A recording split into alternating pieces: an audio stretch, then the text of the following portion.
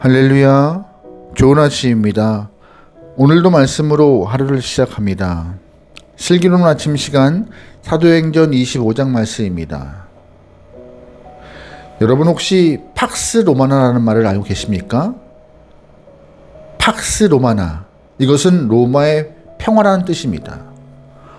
아우구스투스 황제로부터 5명의 로마 황제가 통치했던 약 200여 년의 기간, 이 시기를 로마의 평화라고 칭한 것이죠. 이 기간은요, 로마가 강력한 군사력으로 전 세계를 통치했고 세계사적으로 큰 전쟁이 없었던 평화의 시기였습니다. 이 평화의 시기에 로마는 찬란한 문화유산을 꽃피울 수 있었고 로마 식민지로 살던 백성들도 안정과 번영을 누린 시기였죠. 그러나 우리는 과연 인간이 만든 평화가 진정한 평화일 수 있을까라는 질문을 던져봐야 합니다. 로마는 팍스 로마나를 이루기 위하여서 이전에 수많은 전쟁을 해야 했고 사람이 주도한 로마의 평화 기간은 겨우 200여 년 정도 지속되었을 뿐 영원한 평화가 아니었음을 기억해야 합니다. 오늘 본문은요, 이 팍스 로마나의 헛됨과 위선, 로마에 의한 평화에 대한 본질적인 회의감을 주는 말씀입니다. 바울은 벨릭스 총독에게 자신은 부활하신 예수님을 전한 것밖에 없다라고, 죄가 없다고 당당히 말했습니다. 그러나 벨릭스는 이중적인 사람이었어요. 로마 시민권을 가진 바울을 채찍질할 수도 없었고 그를 죽일 수도 없었기 때문에 오랜 시간 동안 구류해 두면서 뇌물을 기대하며 자주 불러서 이야기를 듣기만 했습니다. 동시에 벨릭스는 유대인들의 마음을 얻기 위하여서 바울을 석방하지 않았어요. 분명 벨릭스도 바울을 신문해 보고 죄가 없다는 것을 알고 있었지만 석방하지 않았죠. 그렇게 2년의 시간이 지나 벨릭스는 바울을 가이사랴에 구금해 두고 자신은 임기를 마치고 떠났습니다. 가이사랴의 벨릭스의 후임으로 베스도 총독이 부임해요. 총독이 바뀌었다는 말을 듣고 유대인들은 다시금 바울을 고발합니다. 바울은 새로운 총독 베스도에게 불려갑니다. 1절 말씀이에요. 베스도가 부임한 지 3일 후에 가이사랴에서 예루살렘으로 올라가니 대제사장들과 유대인 중 높은 사람들이 바울을 고소할세. 아멘. 유대인들은 총독이 바뀔 때마다 바울을 고발해서 그를 죽이려 했습니다.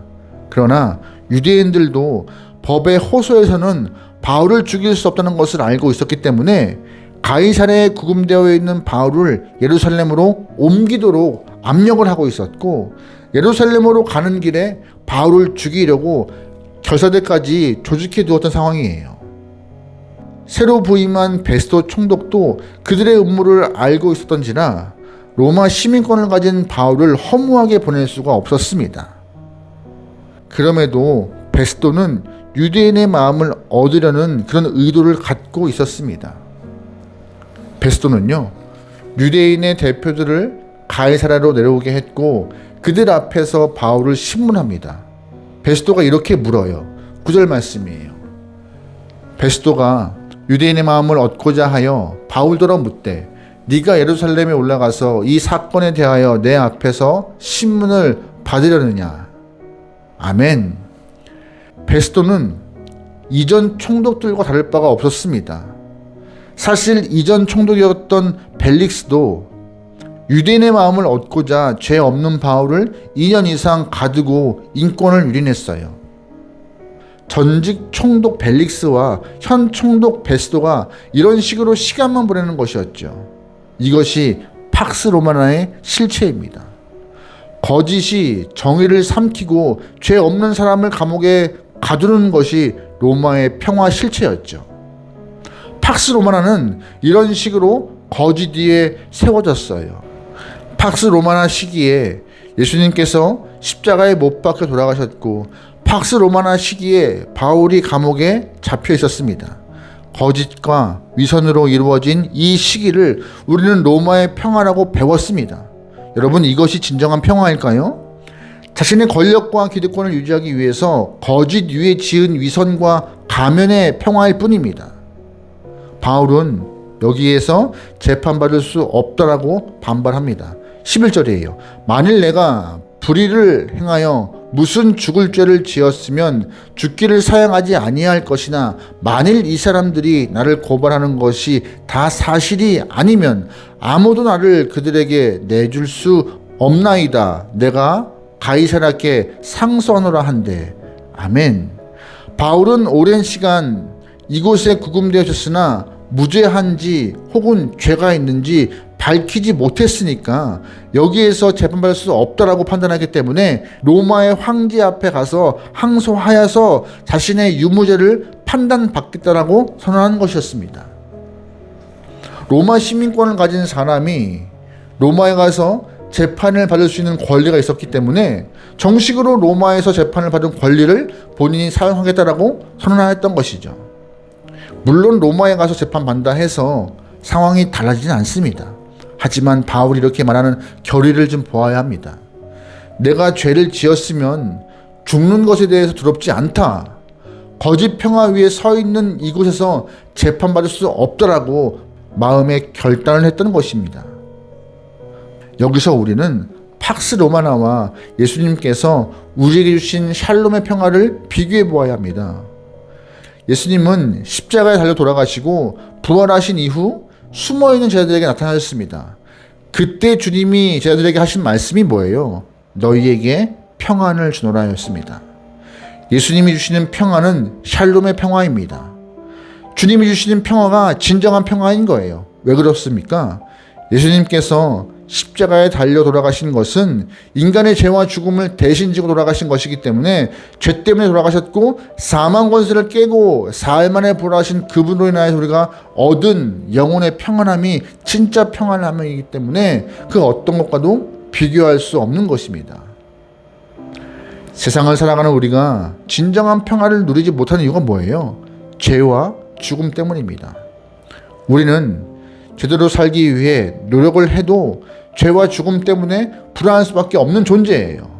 그것 때문에 영원한 평화를 누리지 못하지만 감사하게도 주님이 십자가에서 대신 죄와 죽음으로 문제를 해결하셨기 때문에 우리에게 영원한 진정한 평화를 선물로 주신 것이고 제자들에게 샬롬의 평화를 선포하시며 말씀하셨던 것입니다. 예수님이 우리에게 주신 평화는 일시적 평화가 아니라 영원한 평화입니다. 오늘 우리는 이 팍스 로마나와 같이 거짓과 위선 위에 세워진 이 위장된 평화를 누리고 있는 것이 아니라 예수님이 주시는 완전한 평화, 진정한 평화, 영원한 평화를 누리고 있는 영혼들입니다. 여러분, 세상을 보시면요, 지금 전쟁이 없다고 평화의 시대라 말할 수 있습니까? 강대국들은 핵 억지력을 가지고 평화를 위장하고 있습니다. 또한 핵을 가져야 평화로울 수 있다고도 말합니다. 그런데 이것은 불안한 평화입니다. 과연 이것을 진정한 평화라고 말할 수 있겠습니까? 무력으로 통치되는 평화이지 진정한 평화는 아닌 것이에요. 오늘도 예수 안에서 온전한 평화를 누리고 있다는 사실을 여러분 기억하며 거짓된 평화에 속지 말고 가짜 평화에 감격하지 마시고 예수 안에서 진정한 복음 안에서 온전한 평화를 누리며 하나님 허락하신 그 기쁨을 경험할 수 있는 복된 영혼 되길 소망합니다. 예수님은 우리에게 샬롬의 평화를 선물로 주셨어요.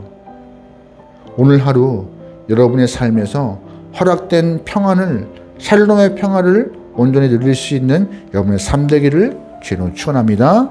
아멘. 기도하시겠습니다. 사랑의 하나님, 우리도 세상이 말하고 있는 거짓 평화에 속을 때가 있습니다. 핵과 무력이 만드는 평화를 진짜 평화라고 착각할 때가 있습니다. 주님, 십자가에서 죄와 죽음을 이기시고 우리에게 주신 샬롬의 평화를 기억하며 오늘 하루 그 평화 안에서 살아갈 수 있는 믿음의 귀한 백성들에게 우리의 시간들을 주장하여 주시옵소서. 인위적으로 만든 평화가 아님을 기억하며 예수님께 감사하며 언제나 허락된 평안 안에서 주님과 동행할 수 있는 귀한 삶되게 인도하여 주시옵소서. 모든 걸 맡기오며 예수님의 이름으로 기도합니다.